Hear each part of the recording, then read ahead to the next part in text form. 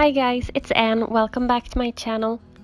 Today I am gonna go through some highly requested economy and finance spreads that you can use in your bullet journal, and I'm also gonna take it like one step further and explain to you exactly how I use them, because I realized that just because a system makes sense in my head doesn't mean it makes sense for the rest of the world. So I'm gonna walk you through it and tell you exactly how to use everything as well.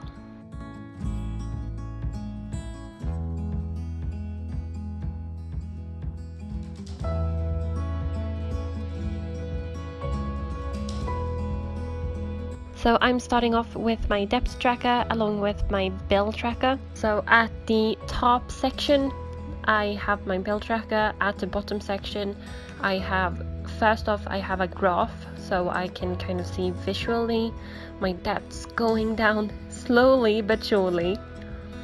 And on the right page, on the lower hand right page, I have more of the information that follows to the graph.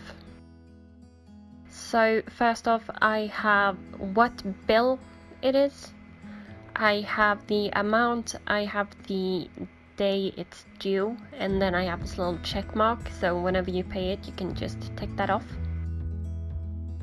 For the debt tracker, I first have the creditor or the loan giver, the bank. I have the total amount that I owe, and then I have the total amount that I paid off that month.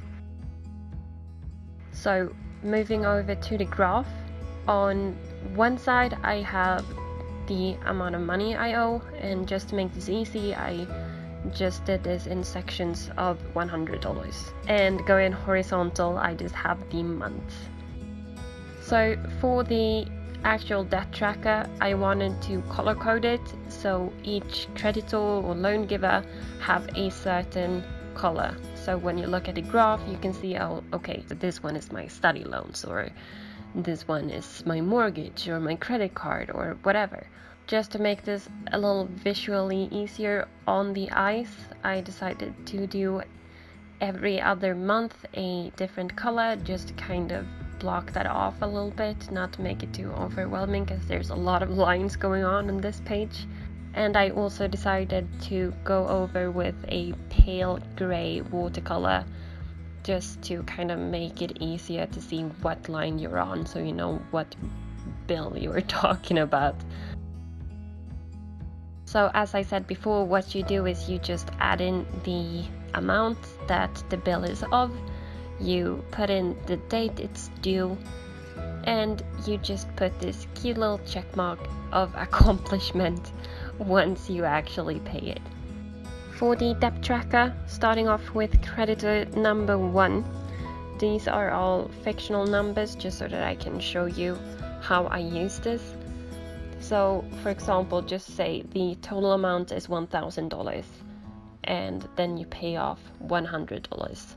First I just put a little dot at the $1,000 line in my graph, and slightly right of that dot I put one at $900 since I paid off $100. Make sense? So the next month, this is a magical loan which doesn't have interest, so you're at $900, and then you pay off just another $50.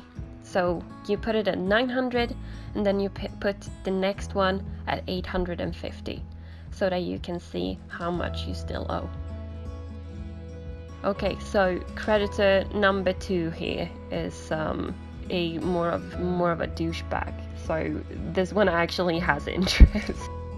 So first off you have $400 going in, and then you pay off 50. So you put one dot at 400 and you put one dot at 350. For the next month some interest has been added, so you're up to 375. So you just make a dot at 375 and then you paid off 75. So you put one dot at 300. So the graphs will go up and they will go down depending on how much you're spending or paying off. The point is that you can have a visual of exactly how you're doing and how much is left until you're debt free.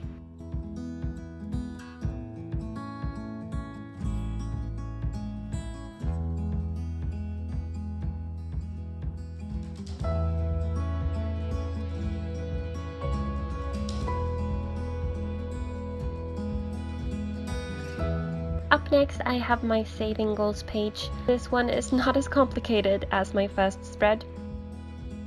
You just set a number that you want each square to represent. Here, for an example, I just put $50, so each square is $50. And what I do is I just outline the total amount of my savings goal with just enhancing the dots in the corners. So you can see it, but it's still very subtle. And of course I had to add in some doodles, so I made these cute little coins just falling down from the sky, because that's what money does, right? And just landing right into your piggy bank. And I actually found this picture on Google and I thought it was just adorable, so I had to recreate it in my bullet journal. And I just love the way he turned out. He's so cute. It's like a happy little piggy bank. He's so happy and content with his life. And then I add in what it's for, if it's for a vacation, if it's for like an emergency buffet kind of thing. Maybe you're saving up to get yourself some really nice ink done. I don't know. Again, what you're doing with your money, that's your business, not mine. What I do is I just put what the goal is for, along with the total amount of the goal. On the right hand page I have my savings jar. So what I like to do is actually withdraw money every time I go and buy groceries, because if I have cash I tend not to spend it. However, if it's on my card I can't see the money going out of my wallet, and that kind of makes it easier to spend, if that makes any sense. So what I did on this page is I just put the date in. I put in if I'm adding money or taking money away from the jar, along with the total that's left in the jar after the transaction. And then of course I had to add in a little doodle on this page as well, so I did this kind of mason jar-ish jar of dreams, because that's what you're saving up for, right? It can be anything. It's maybe your dream home, maybe a dream vacation, maybe it's just saving for your future. Anyways, it's for dreams, right? So I did this cute jar, and then I just pretty much blacked it out and highlighted some parts. I left some parts just white to add on to kind of reflections and stars, and of course a little moon in the night sky. And I also went over it with my white gel pen just to add some extra stars and kind of highlight the reflections a little bit more. This is me just demonstrating how it would look once you started saving up. So for each $50 you save towards that purpose, you just block one square out.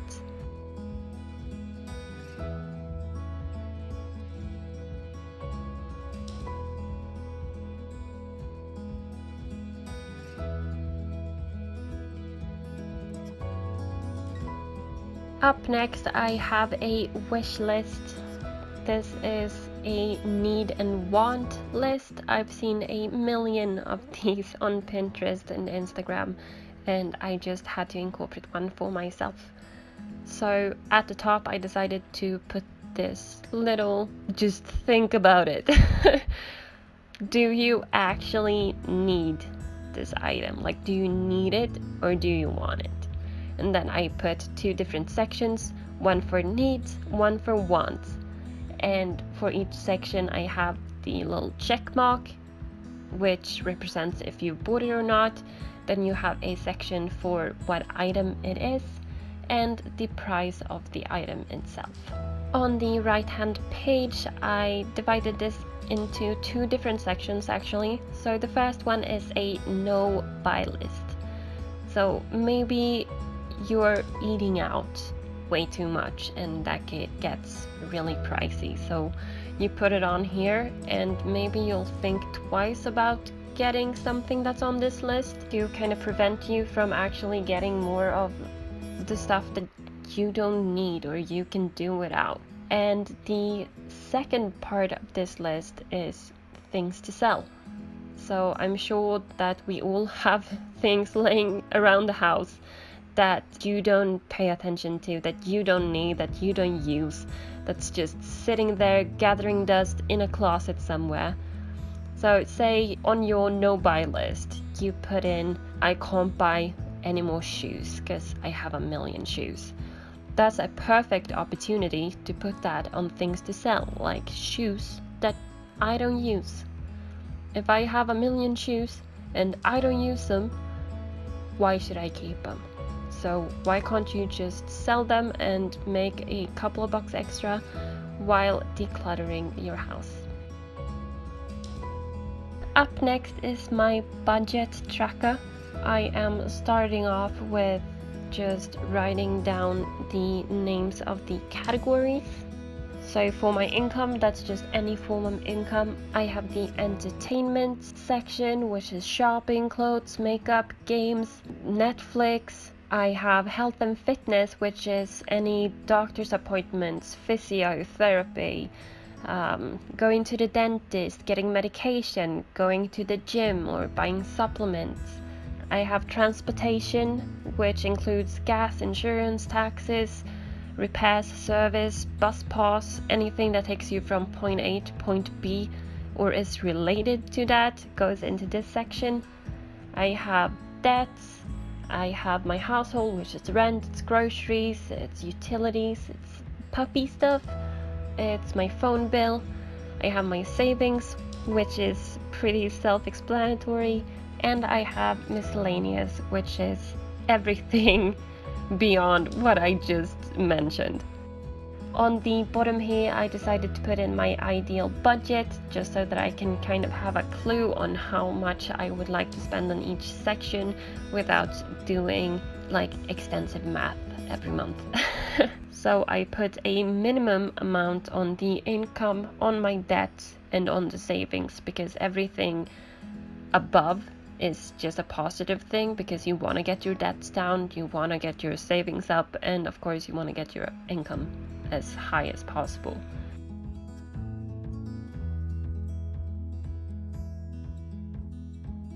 On the right hand page I have the tracker itself. So for each month I have a section for the budgeted amount, the actual amount, and the difference if it's positive or negative, and how much.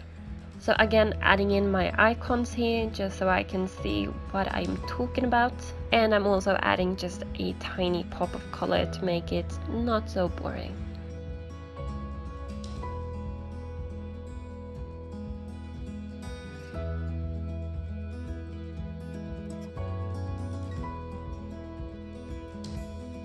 So here we're making another fictional budget. Just for the simplicity of it, let's just say $1,000, and then you divide that up between the different categories. So for January, let's say you just stick to your budgeted amount, and then you put in what you actually received and spent. And for the plus or minus part here, if I go above my budget, I put it in a red pencil. If I go under my budget, that's in green pencil. And again, with my income, with my savings, and with my debts, of course it's the other way around, because here you want it to be over budget. So if I save more than I'm supposed to, that's a positive amount. If I make more money than I was expecting to, that's a positive amount. And if I pay off more of my debts than I expected to, that's also a positive thing.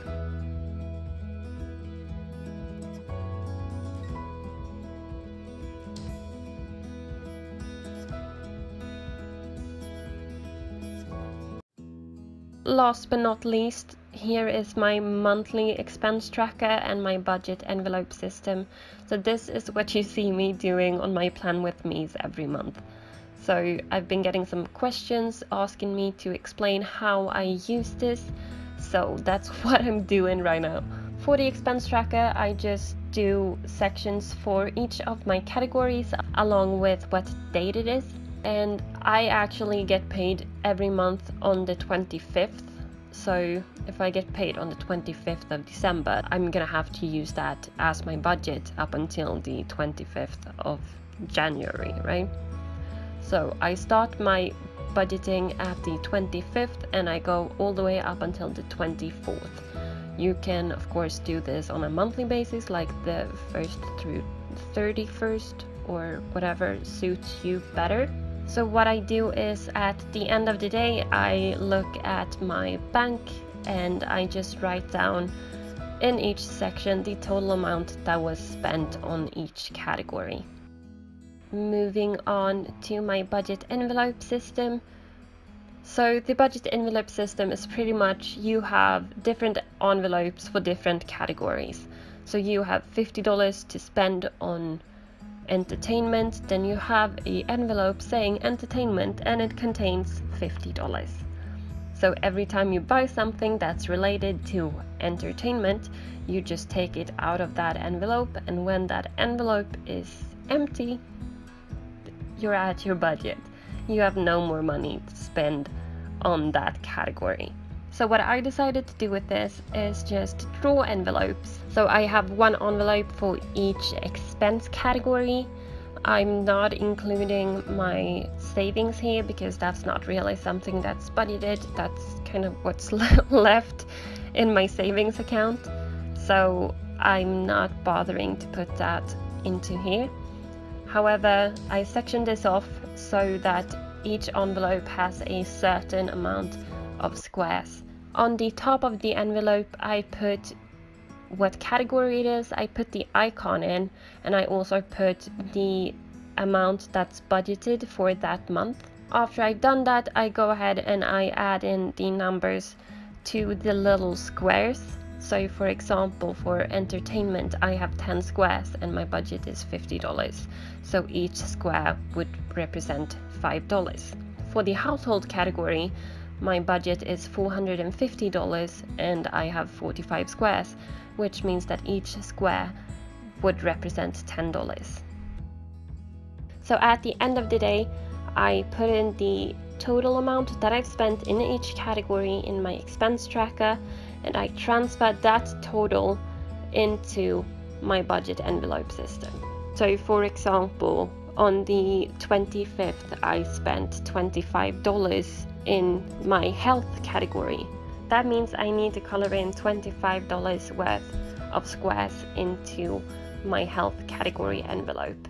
I also put in the total amount that I'm on, just in case it's like an odd amount, so it's easier for me to color in the correct amount the next time when I kind of fill onto this when I buy something else. As you can see, as I'm doing on the debts and the household, I haven't filled in the square completely because I haven't used up the full amount of that square yet. So what I do is I just put down the total amount that I've spent in that category so that I can just add on the next day on top of this. So for example, the household, on day 1 I spent $123 and on day 2 I spent $45. So that adds up to $168 unless my math skills suck, I don't know. So then I just put 168 down and I color in up until that point.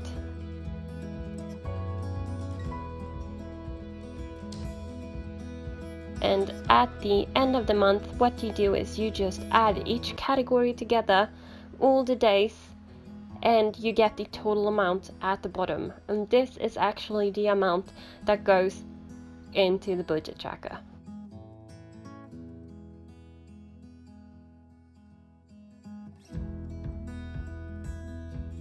Last but not least, I have this little section that says, where did my pay go? I just square it off like this, so each 2 squares represents 10% of my paycheck. So again, this is fictional, this is not going to make any sense, right now. I'm just doing this to showcase to you how I would utilize that. So what I do is I just grab my calculator and I figure out how much I spent on each category, and then I just put down the percentage so I can see exactly how much I spent and if there's any changes I would like to do until next month.